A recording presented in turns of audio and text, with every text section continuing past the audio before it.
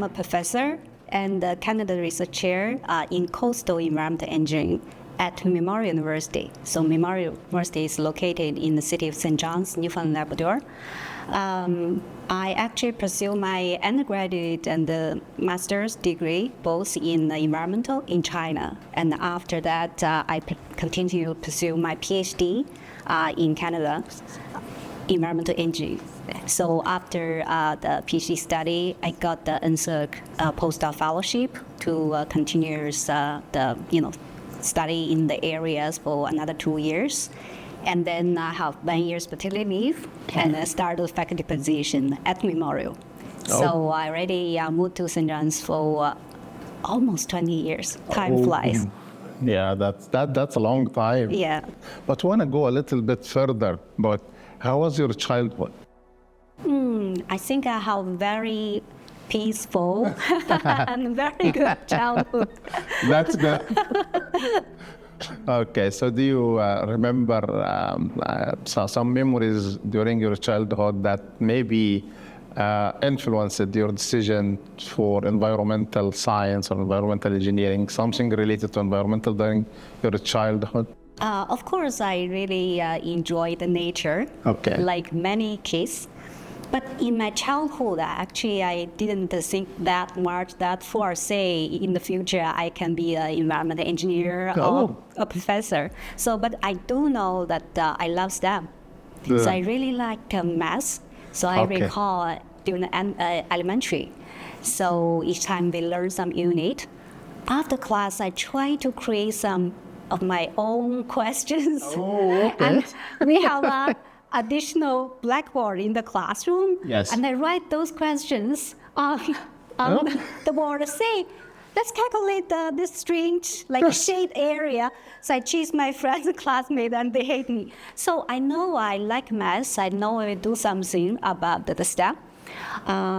So when I try to choose a major for the undergraduate study, I don't know which one to choose. So I thought, probably computer science related to the math, but I do love other subjects as well. So I consult my teachers, and they actually recommend these areas. They say, how about you consider environmental science engineering, because it is very multidisciplinary, and we feel that you are kind of the person with certain types of comprehensive skills.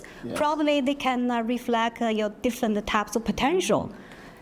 That's the kind of the reason I choose the environmental as my major. But during my undergraduate, after 3 years, I really feel that, I like this area. And then after so many years of training, the more I understand this field, the more I like it. So eventually, I feel that, this is what I should do. Yeah. Oh, that's quite interesting. But I believe that you said during your undergraduate study, after 2-3 years, you start to feel more that you like the area more. There was any instructor, teacher that is the way that they are teaching or they influence your career as well, or some people that you remember during that period? Yeah, I should say I met so many excellent teachers in my life. For example, my master and PhD supervisors. After I finished the 3 years of undergraduate study, one day my master's supervisor came to me. He said, because you rank number 1, you have the highest GPA for every single year in the past 3 years. So the department decided to grant you an opportunity to pursue the master's without any exams. So at that time in China, so if you want to pursue a master, there will be a very critical entrance exam. They said, waiving your exams. And we feel that you have the potential.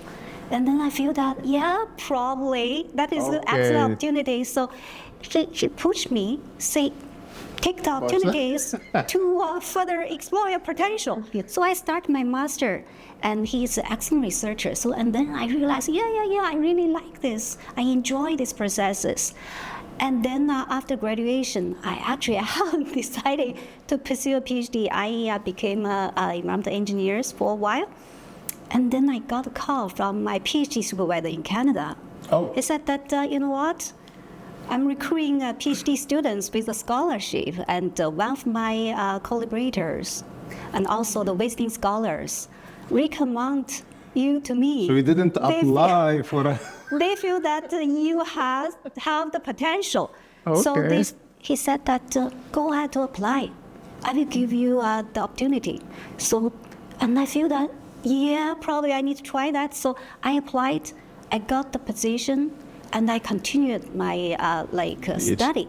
So sometimes I feel that, you know what? We really need the mentors in our life. Yes. In the critical time when the kids, they don't know what's going on, and they don't know how to decide their career.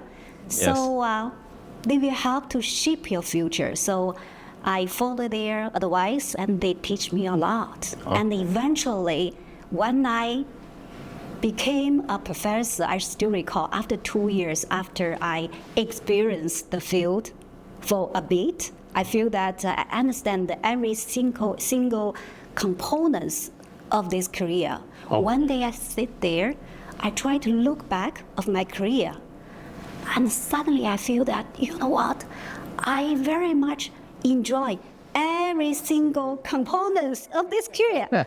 Eventually, after so many years, I feel that this is my favorite job.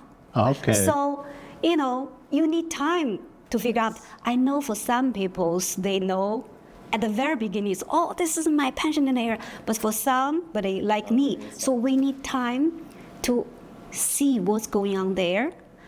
We need time to eventually find out what is our dream. But the thing is, during these processes, we got so many guidance.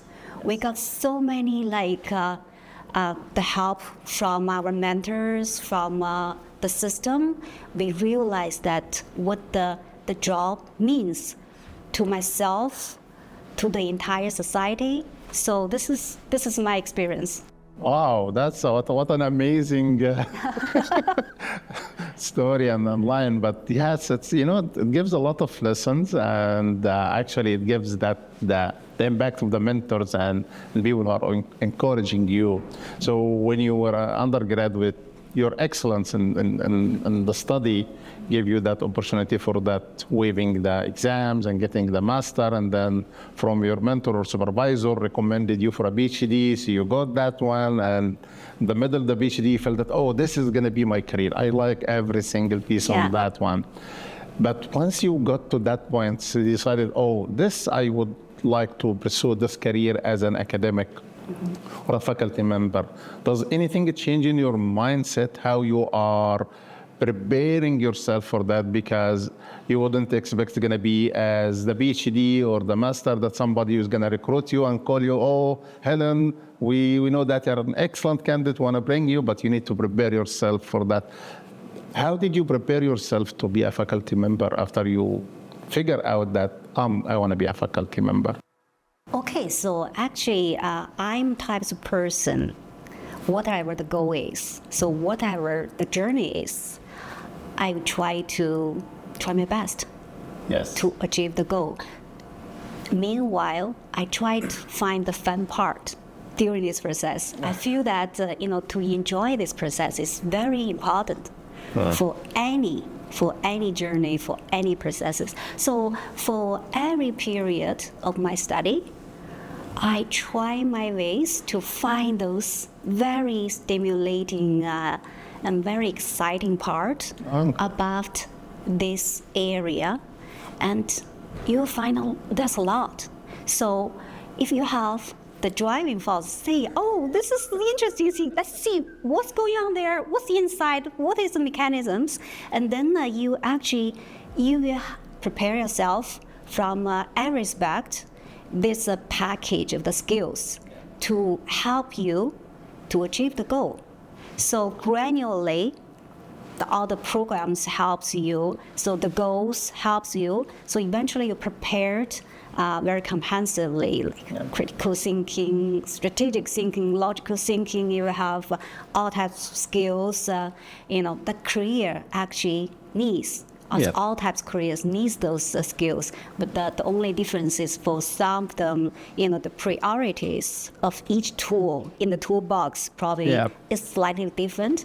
But I think for the long terms of this the process that I figure out the best way for my life, from every aspect, I try to extend the toolbox. I try to strengthen myself from every aspect, and then all of them naturally help you to eventually, when you figure out this is what I need, and you already be there. You already been the professional. So this is not easy process, but this is a natural processes. It doesn't matter like at one stage or on which day you figure out, but you are always prepared for that. During that journey, definitely you went through some hard time. And definitely, there are, I would imagine that there was a lot of good memories and good time during your, especially the graduate study period. If you remember any of those challenging times, do you remember sometime, okay, one day it was everything goes off, you're doing something, modeling or experiment, it's not working, and you're just scratching your head to come up with an answer. Do you remember any of those hard time or challenging that you went through your graduate study? Always. We are the people conducting research in the lab. So always, there's, the journey is filled with all the challenging moments.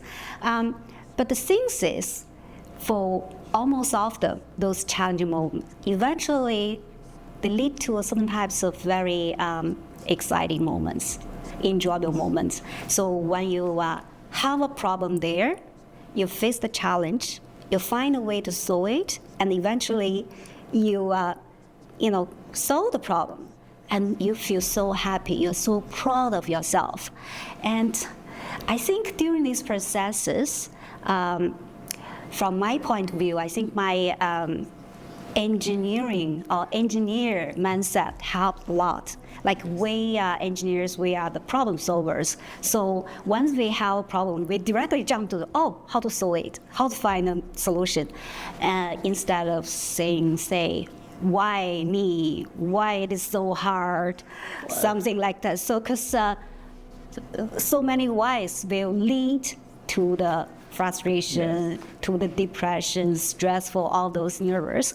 But it seems that I'm the type of person, I try to, each time I find a challenge, so exciting. Let's figure it out. Let's find another way to know, okay, I'm able. So those types of methodologies really help me to go through these difficulty times. So you have that self-strategic planning for the challenges, so you don't really get to the point that you are overstressed or something like that. It didn't happen during your graduate study. No, actually, I feel so many times it's very hard.